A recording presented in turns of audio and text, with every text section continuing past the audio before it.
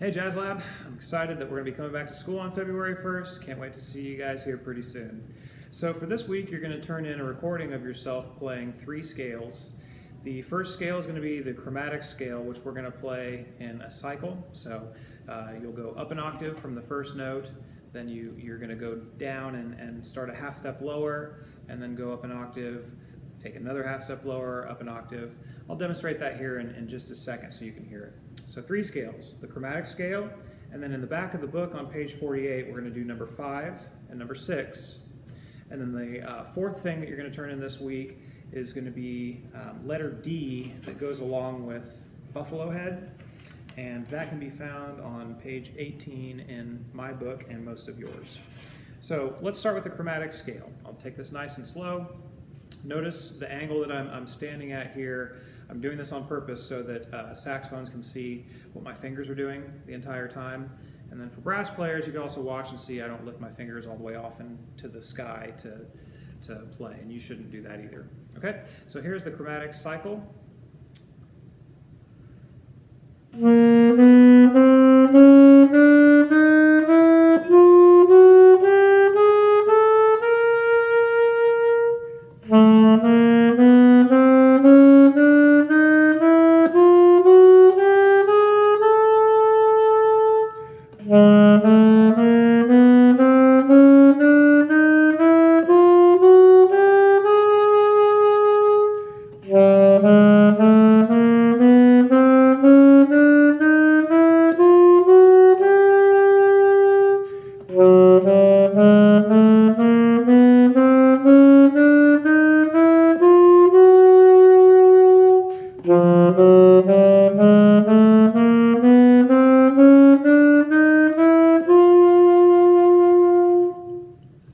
So that's the cycle that you're going to play that through. Now, if you get confused about what note to start on, the best way to sort that out is to take the first note that you play of the chromatic scale and then just go down a half step, and then go down another half step, and then go down another half step.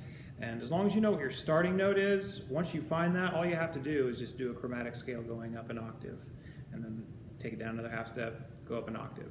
A good way to practice that would be just to start on your first note and descend off that note.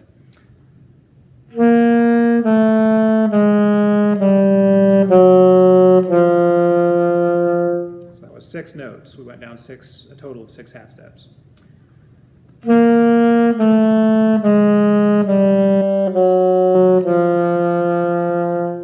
those are all your starting notes, and you can practice going back up from that bottom note too, which I'm not going to demonstrate right now. Okay, moving on. The page 48, number 5, we only need to hear the scale and the arpeggio.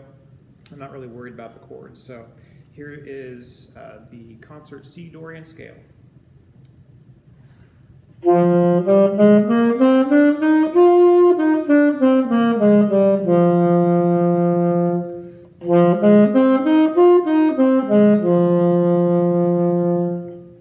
And then for number 6, this is the concert F Dorian scale.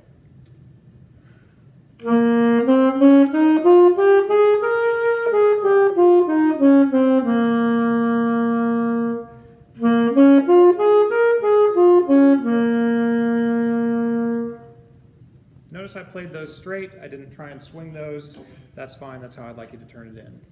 I'm now moving back to my page 18. And you guys are going to turn a recording of yourself playing example D, which goes along with the song Buffalo Head on the next page.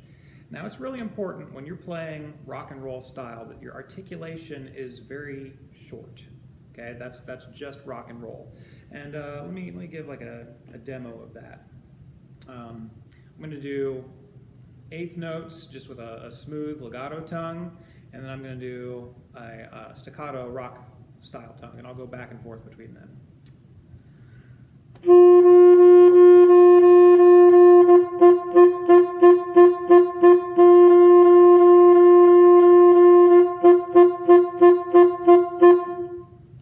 So when you get to the 8th notes in this example D, I want you to make those notes really, really short like I just did. Okay, the other thing to be successful with this is in rock and roll style, everything is about the 16th note. So when you have like a groove on E and 2 and okay, that groove that you lay down has got to be the foundation of what you're playing. So as we're looking in the first measure, you see there's a dotted 8th note followed by a 16th. And if we're clicking away at this tempo, 3 of those clicks is the dotted 8th note. 1 up, 3 up, 1 E and 3, 4, 1 and 3 and 1 and 2 16th note is so important, and you've got to be really precise subdividing that when you play. Okay, here's how this one sounds. 1, 2, 3.